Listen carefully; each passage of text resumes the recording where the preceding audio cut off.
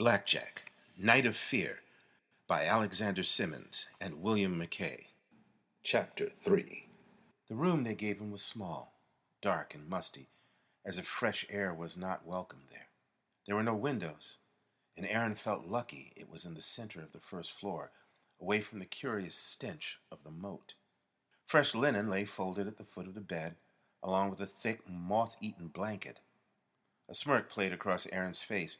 It was clear the laird did not consider him a welcomed guest, not by a long shot. Still, it was not the worst accommodations he'd ever seen. And in truth, Arron didn't believe he'd get much sleep on this assignment. The threat came at night. That was when he'd need to be the most alert.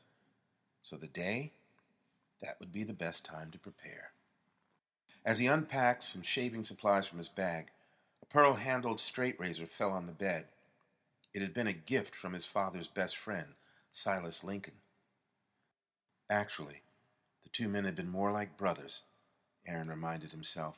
Silas and Arron's father, Matthew, had fought side by side through many campaigns. And Arron and his older sister Mary had come to call him Uncle Silas. And after their parents were killed, Silas had often come to visit them.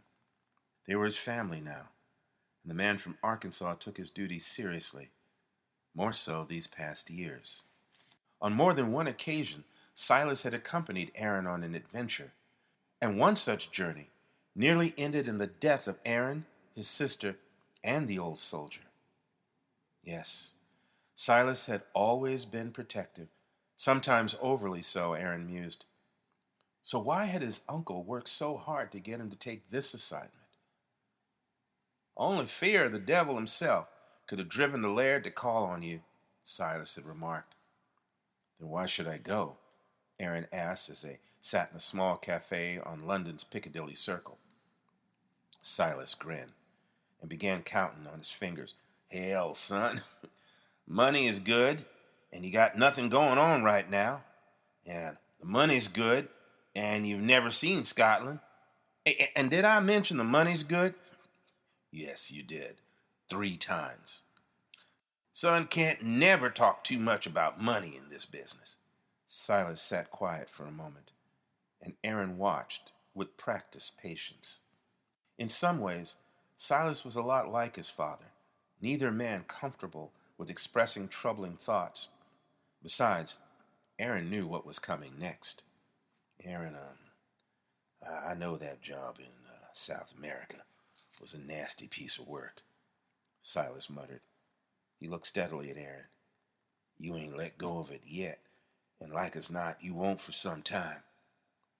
That's why I recommended you to the laird. You need to go get your mind on something else. Something even nastier. The good Lord put a lot of things on this earth, and I doubt ghosts and boogeymen are among them. Silas downed his drink, whiskey, neat. But if he did, I can't think of anyone better than you to go up and get him. Why? Silas smiled, and then gazed up towards the night sky. Your pa was a good man, but he was also the devil's spawn when he wanted to be. You got some of your ma in you. No one I know was more an angel than her. Who else do you send against demons but a child of angels? With those words, Arron's reverie faded away. He smiled, dropped his empty pack on the floor, and checked his 2 Walker Colts. The large, powerful pistols had been his father's. The cylinders had been chambered for separate loads of powder and ball until he had them retooled for cartridges. So they were easier to load, but still had the stopping power to kill a horse. Arron placed one in a holster beneath his arm, and the other under the pillow. Then he turned and left the room. There were windows and doors to find and secure, terrain to scout out, a perimeter to establish, all before true night fell, and ghosts and demons came a-calling.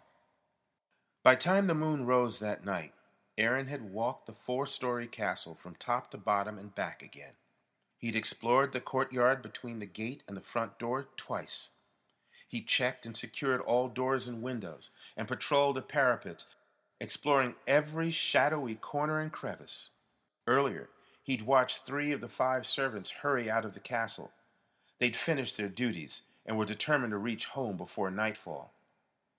It was clear they wanted no part of whatever might come for the Kilmores. Arron was starting his 3rd round of the castle when he spotted the laird's niece coming out of the study. She wore a hooded cloak over her nightgown. The dark maroon fabric hung down to the gray stone floor. She seemed surprised and annoyed to see him. "I thought everyone had turned in by now," Arron told her. "Well, you're wrong." She turned to go. "Are the laird and your father in there?" Arron asked as he reached for the study doorknob. "Nay," she replied hotly. "Father is more likely in his bed, nursing a bottle of whiskey." Arron nodded towards the study door. "And the laird?" "I wouldn't be in there with my grandfather if my father weren't there too." Sin walked past Arron without uttering another word. He watched her depart, the dark hem of her cloak regally dusting the stone floor.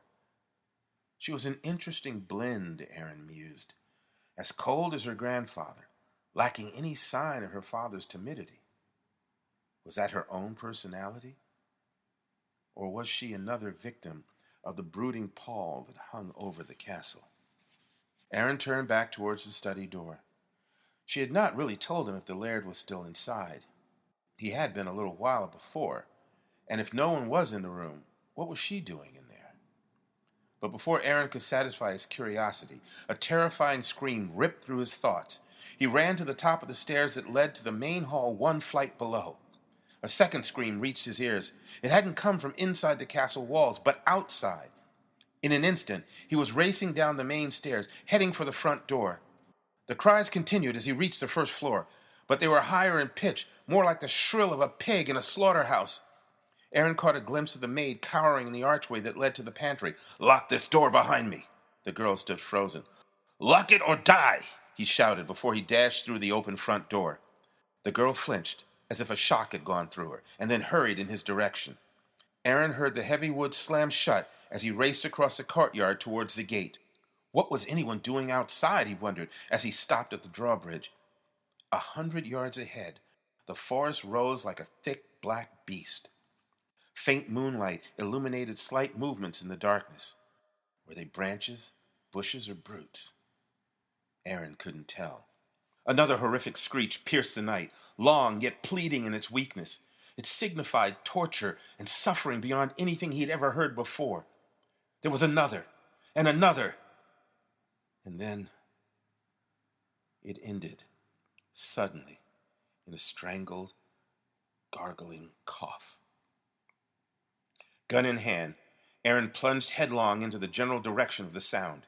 He covered the distance in quick, easy strides, reaching the woods just as he heard the howl.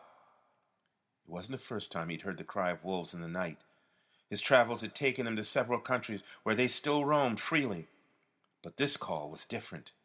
It rose like the wail of a lost soul, echoing through the night with a hollow, haunting ring. Arron moved more cautiously, trying not to make too much noise as he listened for movement up ahead. Then he heard it, the swift padding of feet, more than one set, moving fast and away from his position. An involuntary shiver went through him, and he rushed forward. The air was cold and damp, perhaps more than when he first arrived. Or was it made that way by whatever moved up ahead? "What do you believe?" the laird had asked him. Arron had no answer then or now as he approached the small clearing. "What are you about, son?" his mother had asked him one Sunday long ago when he couldn't keep his eyes open in church. He'd snored through a particularly quiet section of the Reverend's sermon, loud enough to draw the disapproving eyes from the church ladies that surrounded him. He had no answer for her then either. He'd never felt the need to know until now. Arron reached the edge of the clearing. The moon peeked out from behind a cloud, not much, just enough to cast a misty blue-white beam on the sight before him. and the wind suddenly became still, as if on command. No branches or leaves rustled, no scent in the air. Then Arron saw him, Alistair Kilmore, laid out on a small mound of dirt. His chest was a mangled nightmare of nightshirt, torn flesh, blood, and shattered bones. Arron thought he saw a small, dark mass beside the body. As he moved closer, the object became clearer. It glistened, revealing it was wet. Faint wisps of steam rose from it, even as the rest of the body grew cold. Arron swiftly scanned the area. He couldn't keep the thought from his mind as he pivoted back and around, and the dark, wet mass came into view. The heart is truly a source of warmth in a man's life. For surely he was watching Alistair Kilmore's heart lose that warmth and that life as it slowly trickled out and faded away. End of chapter 3.